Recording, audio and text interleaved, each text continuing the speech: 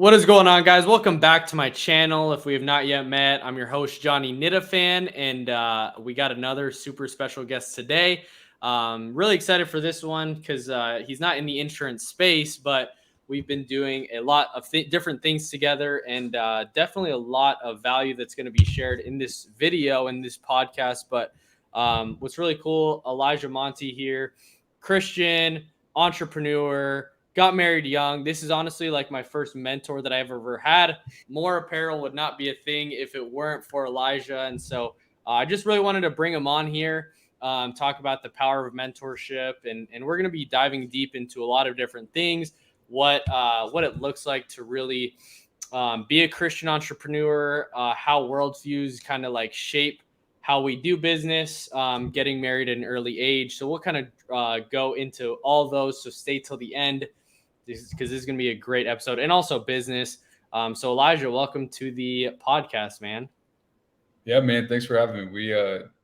We've known each other for a while now, which is cool since we were both at least like middle school, maybe into high school from then on. So super proud of where you've come. I've learned a ton from you, whether you feel it or not, uh, whether it be from sales or how humble you are or how you treat your wife, how much you push, and just some of the visions and goals you have, man. So I'm excited to be here and grateful for your friendship.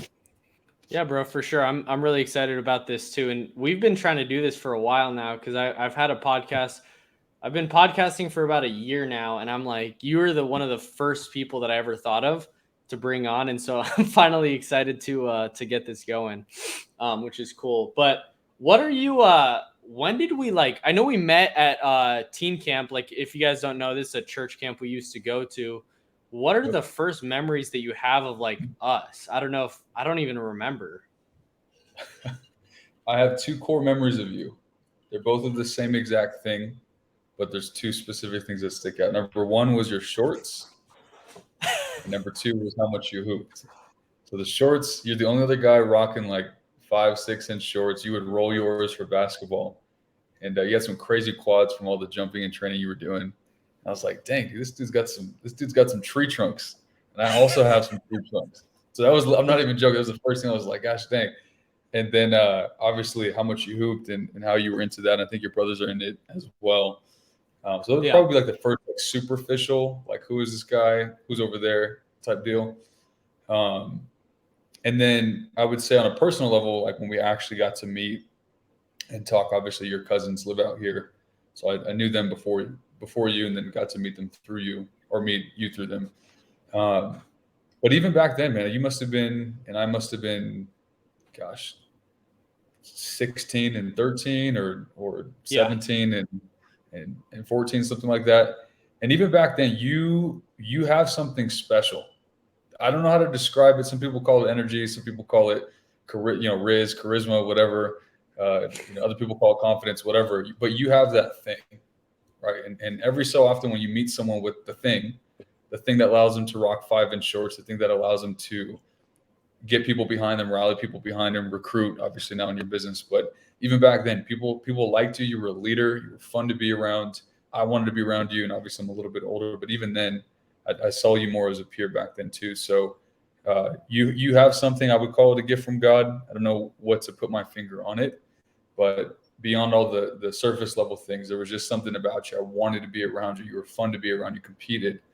Yeah, man. So that's kind of the first impression I got of you, was first how you looked, and then being able to actually talk to you, thinking like, man, this kid's got something special.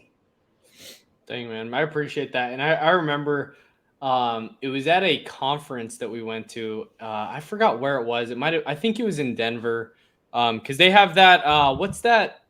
What, the amusement park around there? Yeah, Ulysses.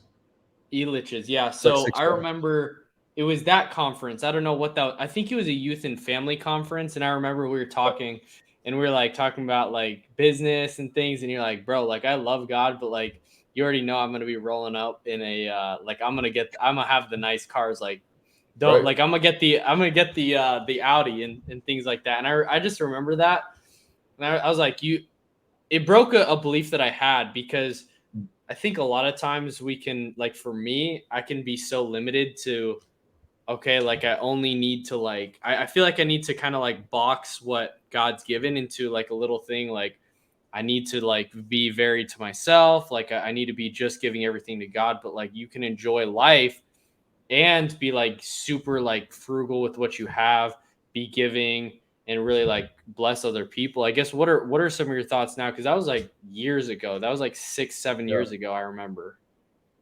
Yeah. Now that you bring that up, I remember that there was the conference was downtown, and then about a mile to the west, or to left, there was that amusement park. And yeah, man, I think that was a belief that had to get broken in me too.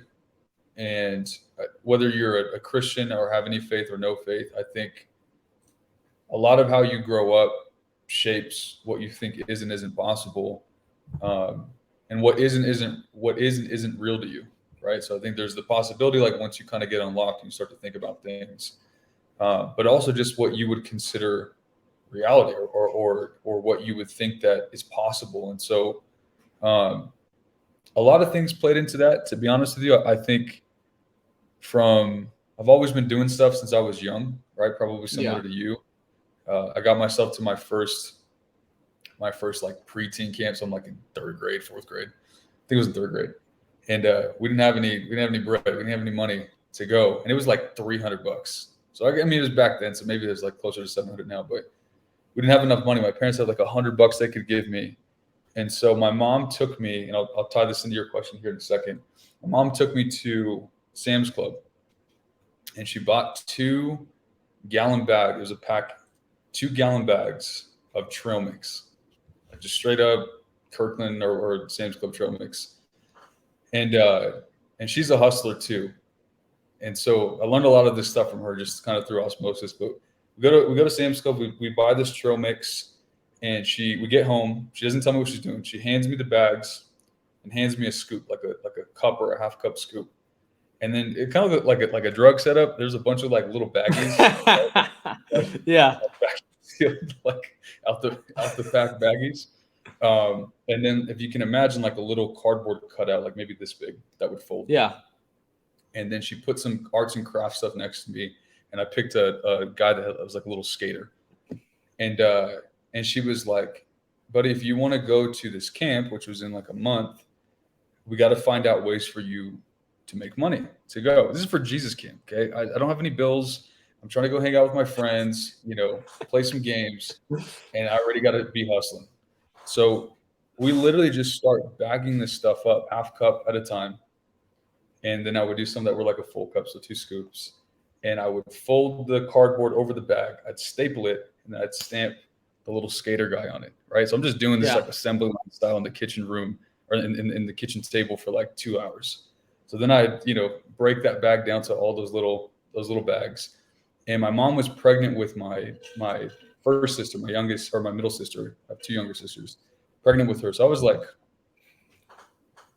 or no, maybe she's pregnant with my second one, but she was pregnant. I remember that because she had to go to a chiropractor. So we go to this chiropractor. It was inside of this 24-hour fitness, like this massive 24-hour fitness in Orange County. Yeah. And so we're waiting for her to get adjusted. And she just hands me the tub of all the stuff that I made the day before, yesterday. And she's like, "All right, buddy, when I come back, those better be sold." And I was like, "What does that mean?" And she was like, "Well, remember how we spent?" I remember it was $5. It was, you could buy 1 bag for 3 or 2 for the 2-pack for 5. And she was like, you got to go get money for camp. And I was like, "What do I say?"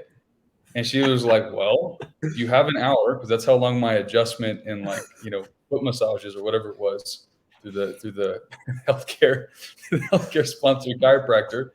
"And you better have some money when we come back." I'm like, "Oh, okay." So that probably sparked my love for the gym too. So dude, I'm sat there, this little kid. I'm already kind of short, so I'm even super shorter. My little legs are just swinging on this seat. I got this thing of trail mix, and I just start like walking up to people. And I didn't have a pricing structure. I didn't have an offer. I didn't have anything. I had little bags of trail mix. I would just tap people on their shoulder, and I would just do this. like, "Can I help you?" And I was like, "Oh, my pitch was so bad. This is my 15,000 cold calls that you made last year." I'm just like, "Listen, I'm trying to go to Jesus camp. I have this trail mix. My mom told me there's protein in here. You go to the gym. Like, what are we doing here? And so I remember the first guy, he kind of like shooed me away. I was like, okay. And then I went to this massive dude. He was huge. And he was pulling on the lap bar. And I thought it was like a big hanger. And I was like, what the heck is that? And he just starts yanking this thing down. And I was like, dude, where am I? So I wait, finish what he's doing. I tap his massive meaty trap. And I said, excuse me, sorry, we'll go through the same little pitch. And this time I just whipped out a number. I was like, it's $1 for this. And this one's bigger. So you, or maybe it was, yeah, $1 for this one. This one's bigger. So you can have it for 2. He didn't even get a discount. I just was like, you can have 2 like a bundle. And he was like, okay. And he gave me $5. I'll never forget this. He gave me a $5. He went into his gym bag. He had a duffel bag right next to it. He rummages around, pulling shakes away, probably some creatine in the bag. He gets his wallet and he yanks out this 5 and he goes, oh, it's really cool, man. I hope that little camp thing goes well. Just give me one of the little small bags. And I was like, but they're only $1. And he was like, I know, just give me one of the little small bags. I was like, okay. So, dude, I like probably sell half of that. I was a chubby little cute kid walking around with my trail mix. And my mom has to keep coming back like every week or every other week. We have like, 4 or 6 weeks before this camp.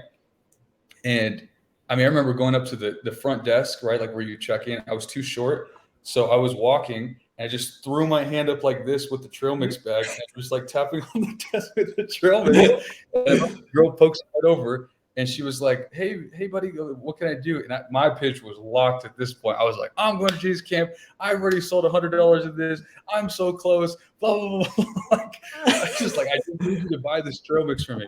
So as funny as that is, and as random as an experience as that was for me as a little kid, I ended up selling like, I don't know, $300 or $400 worth of it. I don't even think my parents spent the money. Obviously they did for the trail mix, but for the money that they had.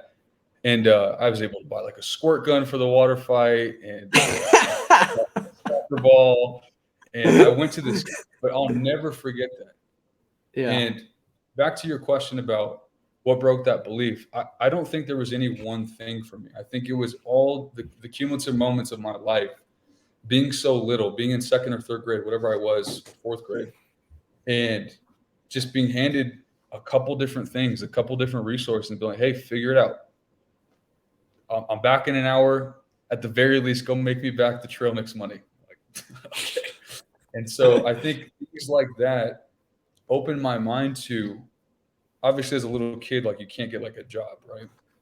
But it just opened my mind to like, if I have things that people want, both a product or a service, but something, trail mix, and I'm someone that they like or know or trust, in this case, a chubby little cute, 8-year-old, looked like Cartman from South Park, little 8-year-old. Yeah. Something there, even if people are giving you money for pity, right? So Yeah. all of a sudden, in my little world, I'm like, dude, I start, you start doing millionaire math, right? Like, dude, if I sell 4,000 of these pallets, man, I'm like, you just start going through those different things. But I think that's probably my earliest memory of what sparked, I can do something beyond being an engineer like my dad was, or being a stay-at-home mom like my mom was. Another one I'll share real quick is actually the opposite. So fast forward, I'm like 9.5. We moved from California. That was in California. We moved from California to Colorado. This is like end of 07, September 07. And obviously the financial world is in absolute shambles. You don't know that as a kid, right? You just know that you're moving. Yeah. Move out to Colorado. My dad's an engineer by trade, and he lands this engineer job. And he's told that he's just going to be a project engineer. Like, I'm just going to do the schematics. I'm going to make sure everything checks out, because he had done that back in California. And the guy's like, oh yeah, that's all you'll do. The opposite lesson, but on the same coin. Yeah. And so the guy ends up putting my dad into a sales role. This is a pretty small company, but they're selling big contracts, right? Like for all of a hospital or all of a school or whatever, engineering contracts. And then he was supposed to be the engineer on those contracts. So you close it, right, from a salesman's perspective, and then you're actually fulfilling it. At least you're the head of it, you're the project manager. So, dude, my dad's in this thing for maybe 6 months. My dad is not a salesman. He's actually a pretty good one. I think if he had some training, but just he does not have the disposition. He does not like conflict. He doesn't like any of that stuff. That's where my mom's good at. So this one time he picks me up. My mom had just had my youngest sister, so she was a baby. My other one was like maybe 2 or 3, and I'm like 9. Yeah. And so I just happened to go with him to work. He picked me up after school, and he's like, "Hey, buddy, we have to go back to my office because I have to meet with some people, and I got to finish some stuff." I'm like, "Okay." So I'm in the break room. I'm like 3 Lamar's donuts in. Doing my homework. And math had always been a struggle for me at that time. And so my dad's cubicle was all the way down right by the owner's office, the guy that hired him. And so like 2 times I go down all the way to the hall, past all the cubicles. I go to his cubicle. I'm like, "Hey, I need help. I don't know how to do this problem." And he was stressed, but he was more stressed. My dad's very kind. He's always willing to help, but he was like unusually stressed. And he's like, "Okay, Yeah. buddy." So he helps me. First one, okay, this is how you do it, blah, blah, blah. So I go back, put another Lamar's donuts down, do some more math problems. And then I go back for a second time and say, "Hey, I need help again." And this time he's like really, really overwhelmed. And I'm like, whoa, like my dad is usually like real steady, like he's calm. So he like kind of helps me, but like then his boss like, "Hey, can I talk to you?" He's like, "Buddy, I got to go." So I go back. This is a true story. I have my 5th Lamar donut half eaten on a seat next to me on a napkin. Okay. I was still my chubby kid face. I go back for a 3rd time, and my dad is getting, I go back to where he is. I'm about probably 20 paces from his cubicle, and he's just getting berated, screamed at, cussed out, just guys going off. And so I like kind of freeze, and I was short enough to not be over the cubicle, so I just kind of like lean against it and I'm like trying to hear like what's going on. He like goes to his little cubicle. I can hear him move. The guy's still screaming at him. Goes back into the office. He comes back out. I wait a couple minutes, and then I go back around the corner, and literally like a movie, my dad has all his stuff from his desk in a box, banker's box. He's just crying. And the guy standing behind him, staring at me. We had dinner with this guy 6 months ago, so like he knows our family. Staring at my dad, and I was like, "What's going on?" My dad's just crying. He's like, "Come on, buddy, we got to go." And I was like, "Okay." So we go to his car. He starts driving. He's crying, and so I started crying. Like, what? Like, my dad, what's going on?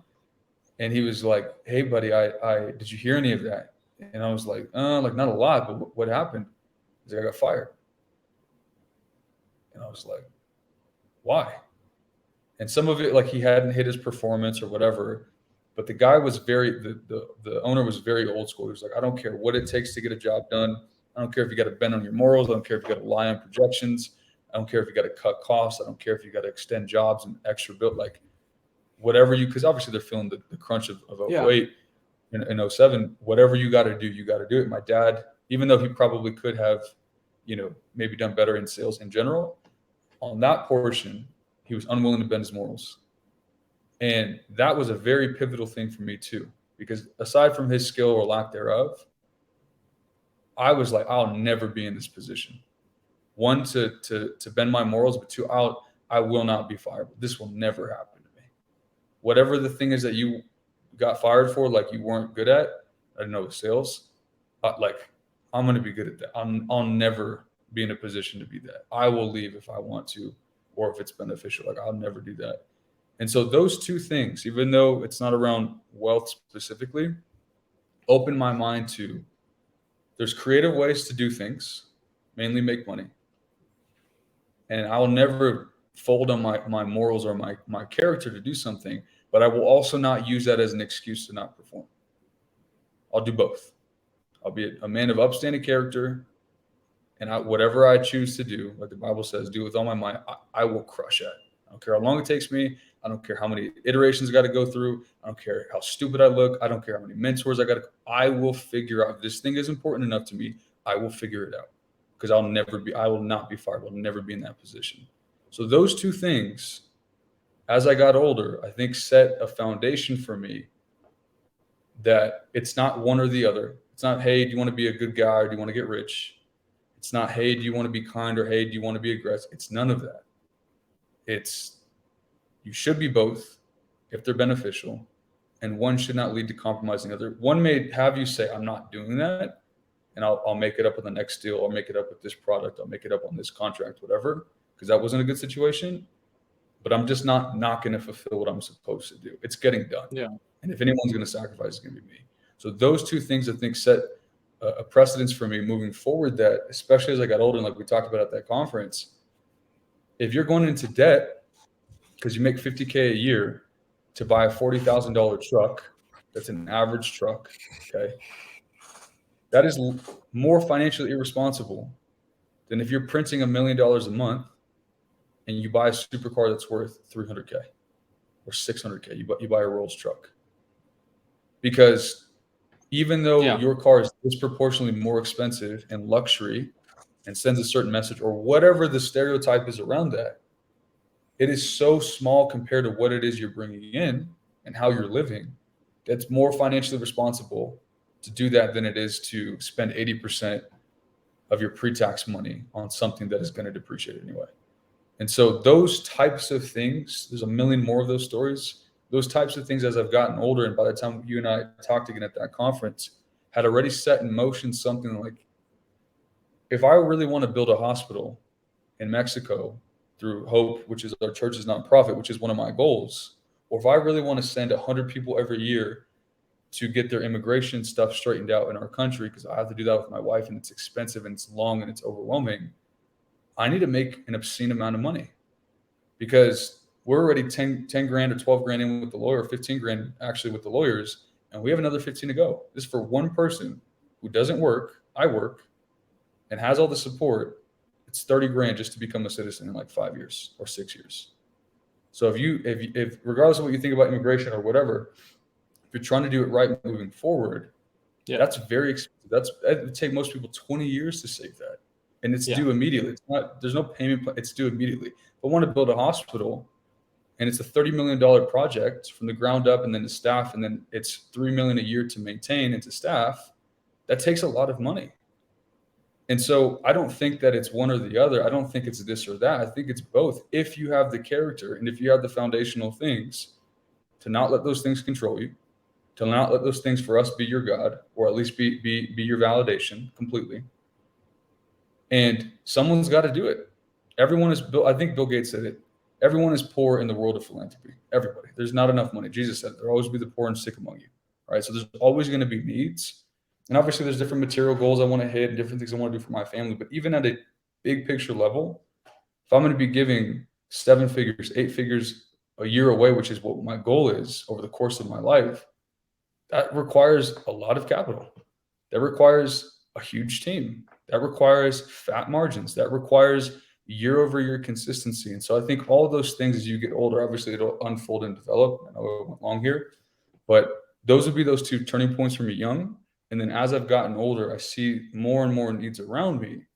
And so just because I drive a Lambo doesn't mean I can't give the same amount or triple that over here, because of how I choose to sacrifice and how we choose to live in order to be able to do those things.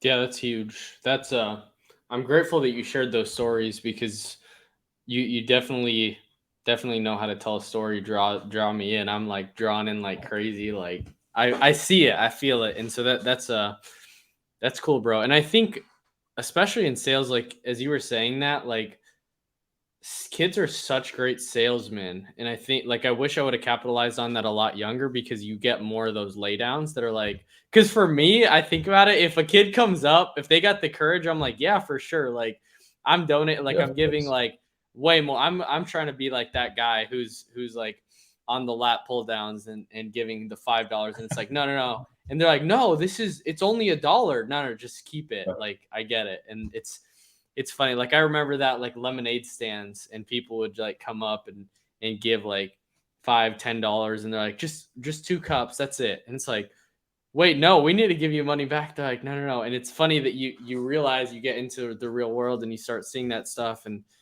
I'm like, dude, that just got me hyped to start closing more and just like go out and like just have courage. Right.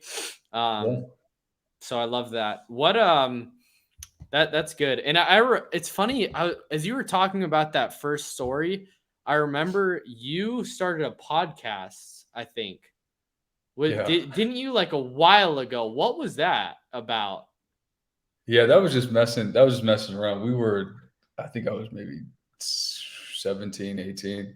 We were just like all the stories that we were talking about and like laughing about, just like I shared with you. Um, some of my close friends and homies have similar stories or just have funny things or real things to talk about. And so we did that, I don't know, but probably 5 or 6 times just on its own. We're like, why don't we, like every person or every boo boo head has a podcast? Oh, why don't we just Yeah. record it, man? You should hear this. I don't think anyone heard it, but it did give a little more like structure to what we were talking about. And was probably the first foray into like longer content, like being able to structure something, even though like 6 people listened to it, and I think 5 of them were us. I think that was funny because you've been a mentor from like we've never lived in the same place. But I remember when I heard you were getting married at how young you were, and I was like, it was like a hidden like competition. Like I think I could get married younger than him. I think I could. And it was like this hidden thing. And then it was like when you started your clothing line, I was like, oh, I'm trying to do that. Well, now it's here. Like it was here, right? And we were like talking. I remember like on my drives to New Mexico, and we'd be calling. And I remember one of the call like we scheduled a call, and I was like midway. We were in the middle of the conversation. I asked you a question. The phone drops, and I was like, dude, I've been waiting to ask you this question, and I forgot what it was, right? And so it's cool how our friendship has developed, and we were there like on the younger days, and then it's like it's cool because that's when we were talking about Gary Vee. That's when we were talking about like all that stuff, jab, jab, jab, right hook, talking about that, put like documenting the journey, and then you get to places now, and then all of a sudden I hit you up. I'm like, dude, do you know who this Alex Hormozi guy is? And then you're like, bro, of course, go back and listen to his old stuff. So then that was a year and a half ago, right when I started my next business in the insurance world. And that like it's been crazy ever since then because we would just be like sending videos back and forth, talking about it. When was your first time listening to Alex or like finding Good him? question. I want to say he was on something like another podcast maybe that I listened to. Um, or I think it was either that, it kind of blends together, but it was either that or it was one of his old like whiteboard videos. And it was specific around like closing. And so I think some of that content he may have taken down or moved it maybe because I can't find the exact one I watched, but it was something around that. And yeah, I remember he was wearing a backwards hat. He had the mustache. He had a little bit of a beard, but he had the mustache, and he was freaking yoked out of his mind. He was wearing a blue shirt. I remember that from like some Yeah, was channel. it when he was was he on a stage and it was like a little dark? No, I hadn't even. I like found that stuff later. He's by himself on a whiteboard, Oh, and he's just okay. talking. He'll write, and then he'll talk to the camera. He'll write, and talk to the camera. And I was like, dude, who is this? And that was back when I think he was on. He was still like, I'm Alex Hormozi. I'm worth $100 million. I have nothing to sell. Like it was that era. Yeah. And I was like, bro, you can sell me anything. Like what is going on here? And so I just like dove. I mean, there's a lot of people with stepping stones, right? The first guys I ever listened to, ever like in a podcast format, was Andy Frisella. And I have a funny story about that too, because I had a similar situation he had with the first Lambo he ever saw. Was the same situation for me, and he told that story like 3 episodes in, and I was like, did this guy like watch me just have this like 3 years ago? It was crazy, and it turns out it was his Lambo that I saw, which is crazy. But It's yeah, so insane. That Alex, story is insane. yeah, yeah, so crazy. Uh, so Alex, I think I watched that first one, and I think from there, I probably watch and or apply his stuff. I mean, the laptop's sitting right now on $100 million offers. Watch or review or try to work into my business near every day, basically anything that he says, because he may be pound for pound the most tactical and practical and also big picture guy that I've seen. But a lot of that first for me was set by other guys like Andy, like Ed, like Grant. Uh, those types of guys set the foundation for me to be able to even have a business to use the stuff Alex was talking about. Yeah. I wanted to like especially with you being such a marketing head and like just like being an e-com, like really breaking down offers, breaking down like marketing angles, like that's all you study, that you're doing that all day, right? Compared to me, I'm like, yeah, I learned some marketing. I'm like sufficient, but like Yeah. it's more like just to get enough leads and decently Yeah. quality leads for me to close. Like it's not like I'm going like hard in the paint on marketing. And you have a lot more experience, been in masterminds with guys doing crazy amounts in marketing. I wanted to break down this $100 million leads like event, dude, and like Mm. just some stuff, because I feel like I haven't seen him, I feel like, push something so hard. And Yeah. like I don't know what it is. Like I know he's like kind of like, I feel like he's like going hard in the paint on this. And Yeah. like I don't know what it is. Like I'm excited for it, but what are your, like, from a marketing side? I want to break down that, but then also like just him in general. Like what are some things that you're seeing that are done really well that people can implement, that you see like just firsthand, that maybe people wouldn't Yeah. see if they're not like marketing all day? What are some things that you Yeah. see that are like, dude, this guy does it really well? Yeah. Yeah. Great question. I think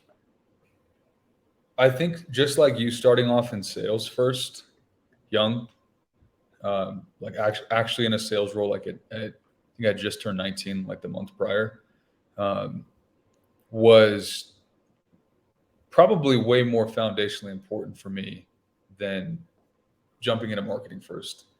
And marketing, I think I have a little more of a like inclination towards, and I like it more.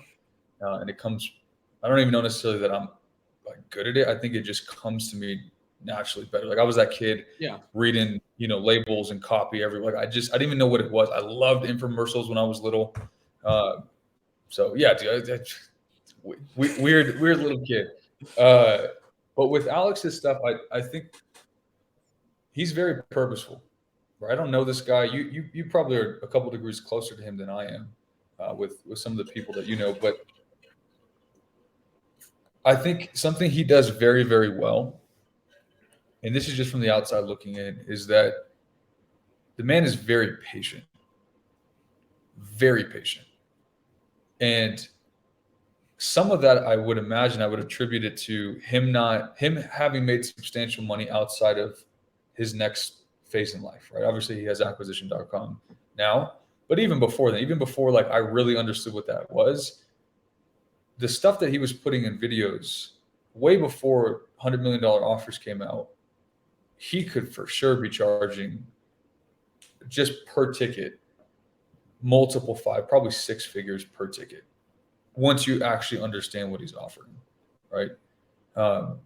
And obviously it pays off for him in a long play with his PE firm. But Yeah. I think what I see from this is the first book he released was I don't know that it was purposeful for him or not, but it was in my opinion, a great testimony to word of mouth, which is the hardest thing to get and the most important, most valuable thing you can have, right?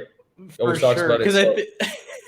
because I mean, it's crazy because it's selling about 1,000 copies a day, and he's just like, yeah, it's about like, I don't know, it's what it's at. It's like whatever. And like I was thinking about it yesterday or the day before, and I was like, wait, let me do this math. What?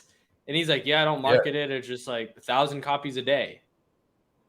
Yeah. It's ridiculous. 1,000 So units sorry, of anything. keep going though. 1,000 units of anything that you had no goal for is, even if it's a buck, that's awesome. So I think that he reminds me of like a scientist, right? When it comes to marketing and just in general, like he takes information that he hears, he reflects on it, he comes up with a hypothesis, and then implements it, and then he just keeps doing iterations until the thing banks. And so he actually talked about what you said about he was a great salesperson with okay marketing. But when you have a great product, you're an unbelievable closer, and you have decent marketing, like you're going to do really, really well as long as you're consistent. And I think a lot of guys, especially in my world and e-com, or at least that portion of what I do, they flip that. And so they end up having to sell over and over and over and over and over again through marketing online. And they don't ever really improve the product. for us, there's not like a salesperson. So, their sales page, I'm sure gets worked on, but it's 98% that, and everything else is just to keep the money. Customer service is to keep the money. Chargeback fighting is just to keep the money. Follow up is just to keep the money. And so I think something he does really well at, and even his nonchalant attitude, right? It's doing 1,000 units a day. I'm pretty jacked. We'll see what it does. That also is a pretty attractive play, because it's the same thing like let's say in dating, right? Like that. Yeah, I was about to think I that. on my wife sometimes. Whatever. If you want to go out, that's fine. When we were dating, sometimes that nonchalantness, instead of always chasing, he starts to kind of pull in, right? So I don't know if that is or isn't what he's looking to do, but even with this, like, he hasn't thrown an event before like this for one product. He hasn't pushed content or ran ads like he has for this one. He hasn't promoted it in the traditional way that we would typically see.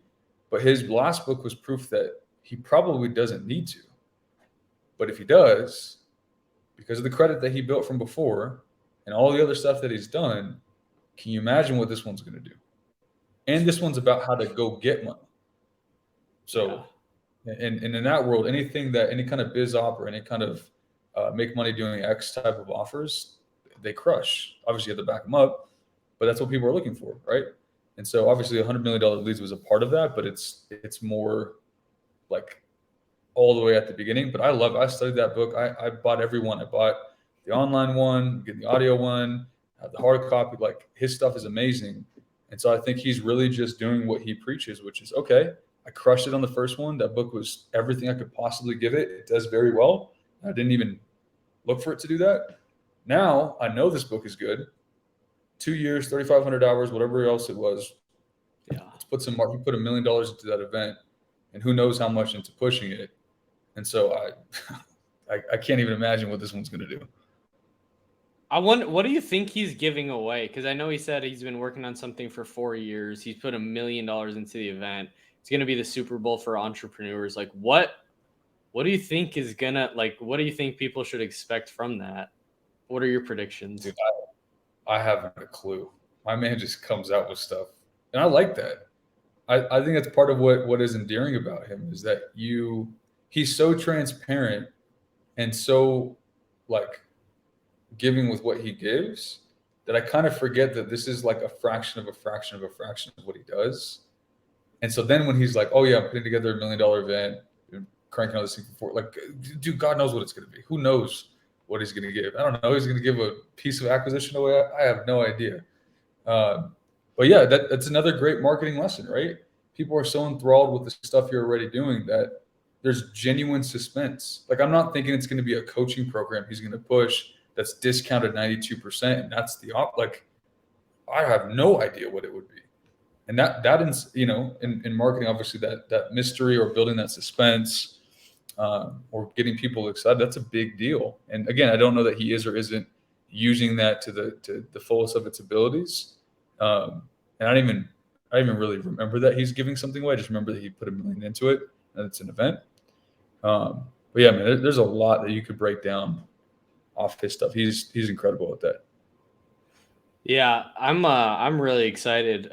Like that, I was like, dude, it's gonna be like crazy because he's so nonchalant about stuff, and you can tell he's like really excited for this one.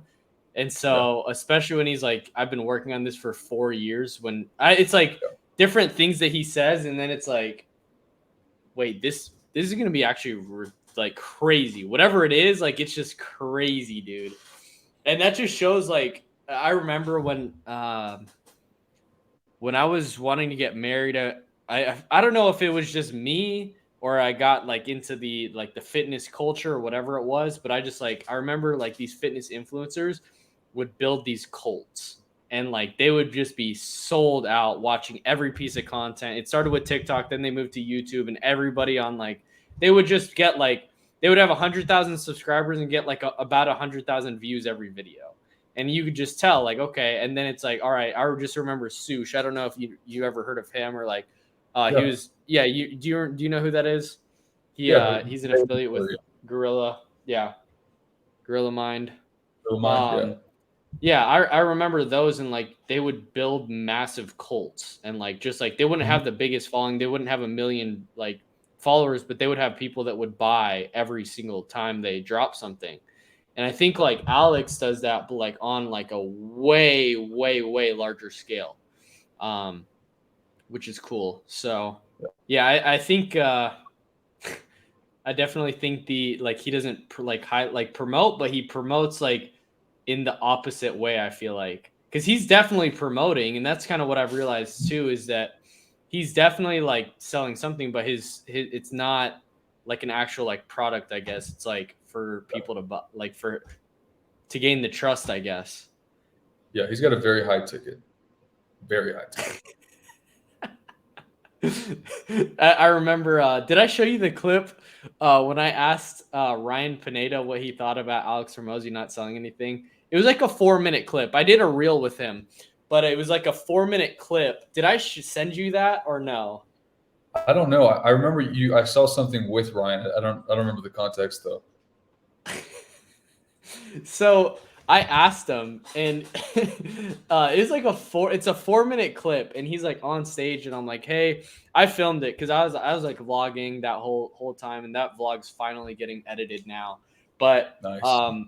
I did that, and I asked him, and he's like, I have so much to say on this, but like, guys, he's selling stuff. Like he said, like he stopped saying it, whatever, but he's promoting like heavy, but it's just like I don't have anything to sell you. And then he's like, you know what? He took that back, and I was like, huh, interesting. But then what's funny is he's like, guys, I'm selling you like $1,000 ticket to this event. Like he's asking to buy your company. Like just buy my ticket to the event. I'm not trying to buy your company.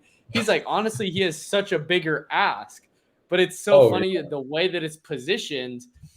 Like I don't know. I think that that's like such a great business move. Like I don't feel like I'm like constantly getting sold, but like definitely am. Yeah. Definitely like selling all that. What are your thoughts on that? Because that's another like insanely like great marketing angle Yeah. that he does Yeah. well. He's in my opinion, he's world class at that. I think in my opinion, everyone's selling something, right? Even in a friendship, right? There's different value you get from or marriage that you get from being with each other, or else you wouldn't be friends, or you wouldn't be married, or you wouldn't be whatever's, right? And so I think he's a great example of back to what I said before. He's very, very patient, it would seem. And if you were to zoom out, like I have a friend here. I won't mention his company because I think they're still in talks. But I have a mentor here and a friend here who he's on the second round of PE investment. Like he's looking to actually just brought on a PE partner, but he went through a full buyout with his partner, a full buyout process rather, and it ended up not working out. But now they've done some things to be more profitable, and they kept one guy from the PE firm. They took a single investor PE money, and then eventually going to package the whole thing to actually sell. And my hope for them is that their exit is north of I don't know 30 to 50 million. And so the reason why I bring that up is when those guys came in, because we get dinner every so often, usually every couple months, and just kind of talk me through. He's 55. You talk me through, really any questions I have, like, hey, when you're looking at your EBITDA, or when you're looking at your head count, or when you're looking at your cash flow, like, what are these guys looking for? And so he would share, like, they're looking for this, we're looking for that, we got to change this, we should reposition that, we got to go get a couple more agencies, blah blah blah. They're in healthcare, but there wasn't really any like it wasn't really a strategic partnership, I guess is what I'm getting to. The PE firm that's coming in is heavy into healthcare, which obviously they're in, like I mentioned.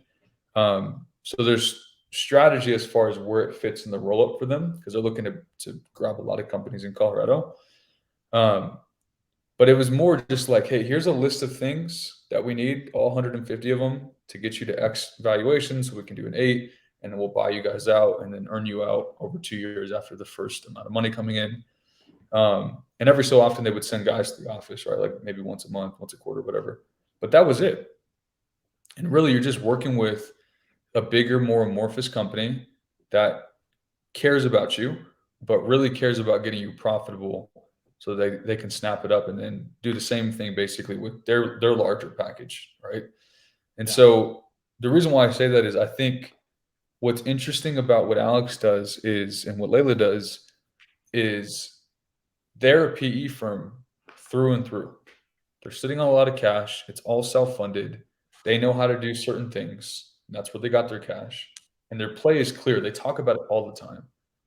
But I think the advantage that they have, because they're patient, because they have cash, is the ticket is so ridiculously high for what we would consider, or what other people would package as like online coaching or business coaching or masterminds or whatever, that it's really them saying, hey, we'll help you, like he says, get to $3 to $10 million, which is a very good number for most people, right? Or EBITDA or EBITDA of $1 million or more, which again is a very good number for most people. And then we can look at partnering. And so it reminds me of what Ed Milet talks about with like selling the dream, right? For him, it's recruiting on an individual basis, like you guys are doing, building teams, building structures, getting overrides, writing contracts, etc. You're doing the same play, but you're doing it at a company level, and you're hand-holding all that coaching, all that development, all that leadership, all that recruitment on behalf.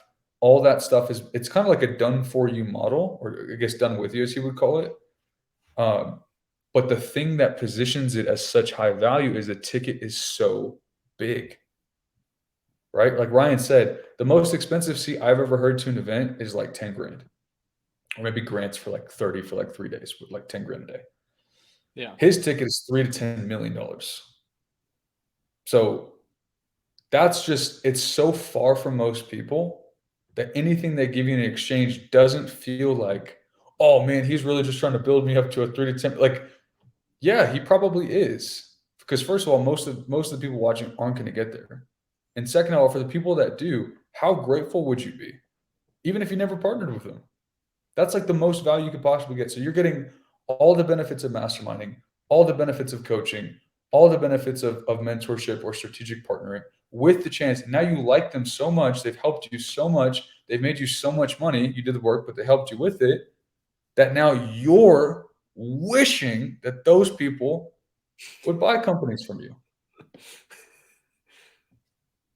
Right? But it's a long game. And I think that if you don't have that perspective, and you don't have the prior skill sets, both to deliver on what you're going to offer those companies you buy, but also to not need the cash or not need the lifestyle, that's everyone knows that play. We just talked about it right now. It's just really, really, really hard to pull off, because you have to be unbelievably good by yourself with no help first, then give stuff away for 3 to 5 years, then still filter the people that come, then still give up your money for these companies, then still grow them, then still repackage, then still sell.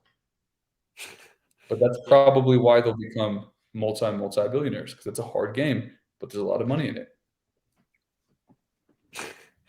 Yeah, I definitely would agree with you about the scientist thing, and I think I definitely like tend to want it now, and I think that that's a thing that a lot of people want now, and I think that he like it's cool to see like he practices what he preaches of like, be patient, do the boring work, and this will get me there.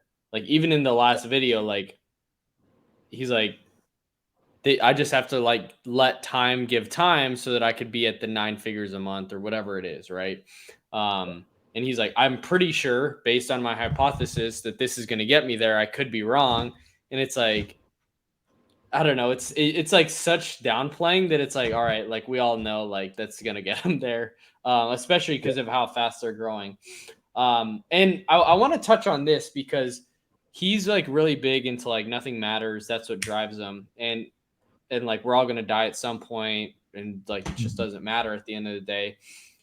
I think as especially as Christians, it's definitely different for us because like we know that there's like a greater hope, and we know that like that's not going to happen.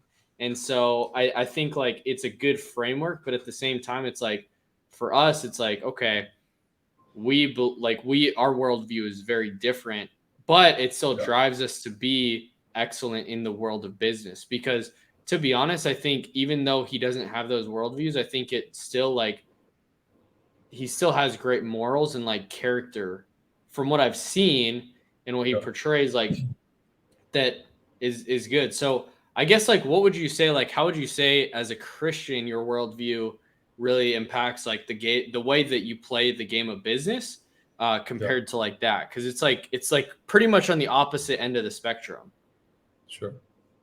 Yeah, good question. So something that I've thought when he kind of made his rounds on podcasts and stuff, sharing that and wrestled with, right? Because, and like you said, in a lot of ways, what he's saying is true, at least on the factual level, right? No one will remember you. In 1,000 years, we'll all be gone. 14 generations later, who's from who doesn't really matter. Blah blah blah.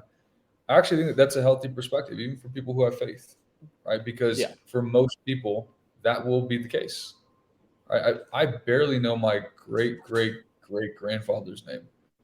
I just know him because there's a record of him on my dad's side coming from Sicily to America. If he didn't make that move, or if that was done 2 generations prior, at some point it just kind of falls off. He just happened to come in 1862 or 1868, whenever it was, and do that. I don't know who his parents were. I don't know I don't know what I come from. I can come from royalty. I can come from nothing. I have no idea. And in 15 generations from me, regardless of what I do or don't do, I think that will probably still be true. And so there's that one piece. I think the thing I struggled with more was the meaning, right? He says like he doesn't ascribe or assign meaning to anything. But I do think there's Ecclesiastes, a book in the Bible that was written by Solomon. I think he may even referenced it. I reread Psalms, Proverbs, and Ecclesiastes a lot because I need those one-liners. I need those quotables. I need those perspectives depending on what's going on in my life. And read other things too, but those tend to be the things I remember and can reflexively pull on. And Ecclesiastes 7, 8, and 9, the theme of it, and I think it's 8 and 9 specifically, is that everything is meaningless. Yeah. Right? There's literally no meaning. It's almost funny how much he says it. He keeps being like, there's like everything is meaningless. This is meaningless. That is meaningless. This is meaningless. That is meaningless. I've done everything. It's meaningless. And then at the end, he goes, so basically what he says is work hard, enjoy your wife, have kids if you want them, do what is right, and enjoy. He says at the end, enjoy all the days of this meaningless life. Right? So you don't really end with like a concrete like, oh, it's supposed to be exactly this in this exact way.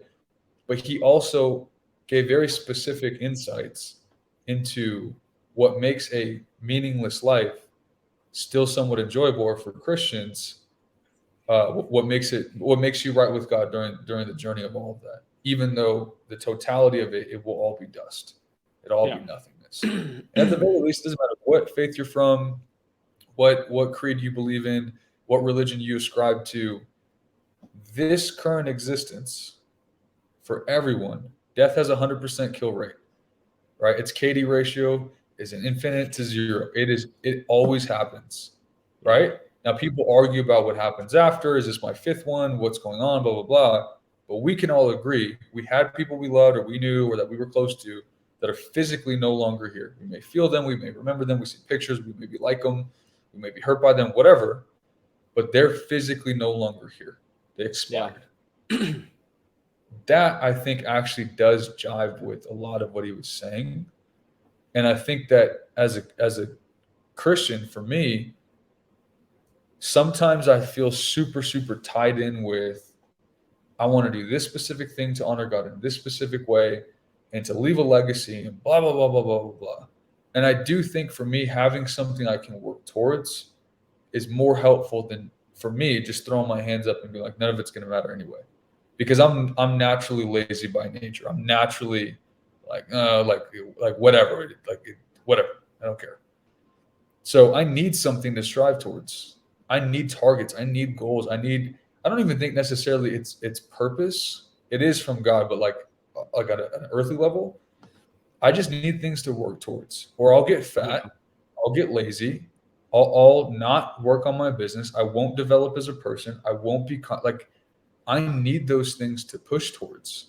And other people are content much quicker, much sooner, for much longer. But I think all of that can be summed up, at least it's my belief, in what Solomon says in Ecclesiastes, that listen, none of this matters. It matters so little that you should make it matter, because it still won't matter. So you might as well do unto others as you want done to you. You might as well become world-class at what it is that you do. You might as well take care of as many people as you can, because whether you take care of 1 million or you take care of 2, it's going to leave some, at least for that short little period of time, some people better off, in some situations better off than had you not. And at the end of the day, you're not going to remember, right? So if you wrap all that up just on an existence level here, while you're still conscious, you could or could not, it won't matter anyway, so you might as well. And then for us as Christians, that next step is because of what is promised to us, because of what was done for us, right? So that could be motivation, that could be inspiration, that could be purpose. I think in a lot of cases it is. But even if you don't ascribe to those things, there is something to be said about, if none of it matters anyway, you might as well do your best. If it's all not going to be anything anyway, you might as well develop yourself and live as close to what you feel called to, and for us to be more like Jesus than to not be. Because for us, there is implications, but even if you do or don't believe that, or even if that is or isn't true, I'm not God. I can't confirm with every fiber in my being I believe that, but I can't confirm. I didn't go over there and come back. But even if I'm wrong, I think I'll still live a better impact than if I didn't live like that and it was right or wrong. So that's kind of my perspective on it, that it is so meaningless. It is so true what he said. It is so beyond what we can confirm or even fathom. And especially as Christians, then we might as well do what we feel called to.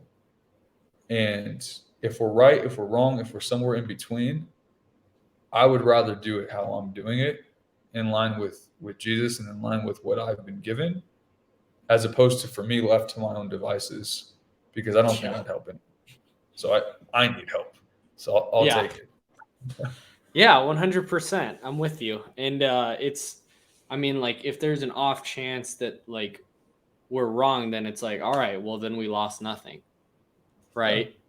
But if the roles are reversed, then like you do lose something. So, downside risk, but it is upside, like, upside gain. What was that? It's a downside risk, upside gain. Yeah, man. Well, this has been really good. Really, really good. I want to leave with this. What are some things that that you're learning right now that you'd want to share with somebody else that is listening, that's willing to listen, that's willing to implement into their business, their life, whatever? Mainly business, I think. What are you learning that can help somebody in their business, whatever they're doing, whether it's in the insurance world, whether it's the e-com world, kind of where you're at, whatever that is. Like, what would you say that you're learning that hopefully may help somebody else? It's a good question. I feel like every day, I don't even think I'm like, oh, I learned this really cool thing. I'm like, I just get exposed. Like, I'm like, dude, I'm not good at this. I thought this was going to work. That didn't go how I thought, whatever. So maybe a high level and then a practical. I think at a high level, specifically for business, the older I get, even though I'm not that old, been working in entrepreneurial things or working for myself or in sales since I was, 16, 17. So coming up on a culmination of 10 years, not quite, but you get what I'm saying. Something Alex talks about a lot is skills are very, very, very important. And I have like I mentioned, I have 2 sisters. I'll brag on them for a little bit, because I don't know how I'm related to them in this way, because this was not my reality with school. Both of them got full rides out of high school. One's still in school, but she has the same scholarship. One of them is going to school in California and has that paid for. And then the youngest one, both of them have well over 4.0. I think one has like a 4.3. The other one has like a 4.6 or 7. I didn't even know it goes that high. Bruh. They have such a high GPA that if you subtracted like a whole 2, so like a 2.0 from it, it's still slightly higher than what I had. So like just crazy. You can cut it in half and they're still higher than me. So the reason why I bring that up is the youngest one has a full ride to, for sure, to 1 Ivy League, and then has 3. She'll be going to see 3 more Ivy Leagues in like 2 or 3 weeks. Very, very smart, very, very good at school, very academically inclined. And then there's me. And the reason why I bring them up is we just talked about this yesterday. My youngest sister's debating what type of degree or what type of thing should she study. And I told her, heard her out, and then I told her, I said, listen, if you're going to go the school route, it's better to get a degree, in my opinion, of something of a hard skill, something STEM, something medical, something like that. And then either minor or spend your free time doing something more creative. Because if you flip it, your creativity degree that you got, if you even get anything with it outside of school, is going to become very business oriented very quick. It's going to be deadline driven, profit driven, output driven, all that kind of stuff. And you may run the risk of losing your desire to do those things. Yeah. I told her, I said, what's more important, in my opinion, is skill sets, right? And Alex has great videos on that, basically kind of stepping up that ladder. But I think being able in your industry, whether that skill set is something as simple as managing your fear when you pick up a phone and cold call, like the 15,000 that you made, it could be a step up from that and learning how to handle objections. It could be a step up from that and learning how to not just manage yourself, but other people as well, and on and on and on. And so I think the accumulation of skills, but starting with one, in my opinion, that makes you money quick, buys you breathing room, buys you time to think, buys you flexibility. Even if your time is taken up by doing those activities, if you can make what most people make in a year in 3 months or a month, you have a lot more flexibility longer term to make decisions, as opposed to, I have to be at this job or have to do these things in order to get this fixed result. And that's always in jeopardy, depending on the economy, the business, whatever. If you're a skilled individual, you may suck at the beginning of building those skills, but at some point you will suck so little over time that eventually you start to get good. So I think having a skill set inside of that big picture is really helpful. And then practical for the second thing would be, especially since you guys are in insurance, because what I do in the daytime is finance, and we have insurance products, fixed income solutions, money management, all that kind of stuff. Like fixed index annuities? Yeah, I'm a little removed from the annuity side, but yeah, every carrier that you can think of that you guys, maybe not the exact carrier, but every type of policy you guys probably offer, we do at a firm level. Gotcha. And you have to get your full licenses, everything, 66, 63, 7, insurance, everything you could possibly think of. And so the reason why I bring that up is our economy in the next couple of years, just being in the markets every day, during the day, is up in the air. No one ever knows. And what you guys sell, or what most of you guys probably sell, if done right, can be positioned as a necessity and can be recession proof in that regard, right? Now, more or less on different contracts, more or less on different offers, whatever. But in general, insurance has been around as a concept forever. Things go wrong, people die, stuff doesn't work out, stuff gets damaged. So conceptually, it's been around forever. And same thing with finance. In e-com, I have to be very, very careful, especially in this environment, that you don't get stuck selling things that could be viewed as a non-necessity. Because the same amount of money will probably still be spent, but it's going to be spent in different ways. And so for you guys, since you guys are in what I would deem an evergreen business, same thing with the financial world, the actual financial world, like the markets, there's opportunities. The sales approaches may be different. The offers may be different. The payouts may be different. The contracts that you have or the carriers that you have may be different. But at a base level, people die. At a base level, people don't have enough money. At a base level, people could use extra protection.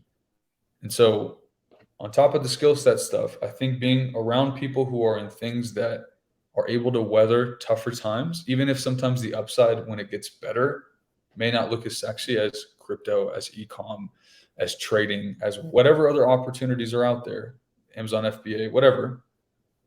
Those guys run a bigger risk of getting crushed when stuff is not good. And so that would be my probably the only other thing that I'm trying to apply in what I'm doing, because I basically do what you guys do. Well, not exactly what you do, but in sales, closing leads, closing appointments, outbound, inbound for advisors. I probably will be an advisor within like the next year, maybe 18 months. And so still just thinking through like, okay, before people were freaking out about the ups and downs of the markets. Now people got scared of that. They yanked their cash out. They're sitting on cash. They're afraid to go back into the markets. So without giving any advice, that's just the emotional state that people are in. And what I do is I get measured in my daytime stuff by how many closes we have for appointments and what they convert into. And so my pitch has had to be tailored and tweaked to, before everyone was crushing with GameStop swings and option trading and all, crypto pumps from 2021 and into 2022. Now there's a lot of old people scared with their money. Now there's a lot of people who got laid off, even young people in tech. Now there's a lot of shifts in the market and rates are crazy. And now they can't afford their house and they have good money in their house, but they can't buy into the next house. All this stuff is happening. And I'm sure it affects your world too. But the product is still probably beneficial. You just have to find a different angle, a different offer, a different marketing strategy, if you want to call it that, to position the same exact thing. And my e-com stuff sells pet products. Pets are not always viewed as important as humans, unless they are, because to some people they are. Those are the people I'm looking for. Big time. I'm looking to over deliver on those people. So even if it starts to dip here, or sales taper off there, or ads burn out, or whatever, I want to over deliver on those people. So I'm deep in my customer service. I'm deep on fulfillment tracking. I'm deep on product quality. I already know how to market, so that I consistently do that. But I think this is going to be a good time to become a well-rounded business person, not just a great closer, not just a great leader, not just a great marketer, not just a great whatever. Should be those things. But also start to develop those other skills to insulate yourself from things that could affect you down the road. So those would be the two things that I'm currently looking at. Yeah, man. Sick, bro. Well, thanks so much for coming on here. This has been I'm really grateful that we're able to do this, and for your friendship and just relationship, being able to like hit you up, get advice, get wisdom, be a sounding board. I've really appreciated that. And I'm excited to be able to look back on this one and be like, dang, bro, like we're young bucks doing it. So after all the other times. Yeah, bro, for sure. Well, I appreciate it. And guys, thank you guys so much for watching here. How can, if people want to follow you or I don't know, if like reach out or wherever, how could people, I guess, like reach out to you? Some people don't want that. And so I guess like if some people are like found value in this and want to follow you on your journey, like how can they do that? Yeah, I need to step my content game up. I run all my stuff for my brands and then just work in finance during the day. So the only thing I can think of is like Instagram handles at my name, at Elijah Monte. Have not been active in there in a minute. But I will say that if there's any desires for like any connections or some of the people that I've been able to learn for, like they don't even charge for it anymore. They just do it. Whether it be a marketing side or a sales side, or just in general, just being around people who are doing really well, or at least in a specific venue. I'm happy to connect. I don't have anything vested. I don't have a program to like none of that stuff. You can just hit me up there, and maybe I'll check. I'm poor at being on it. Yeah, I would say Instagram at Elijah Monte. Boom. Sweet. Well, guys, thank you guys so much for watching to the end. Don't forget to subscribe down below. Drop in the comments if you got some value from this. And I'll guys see you on the next one. Peace out.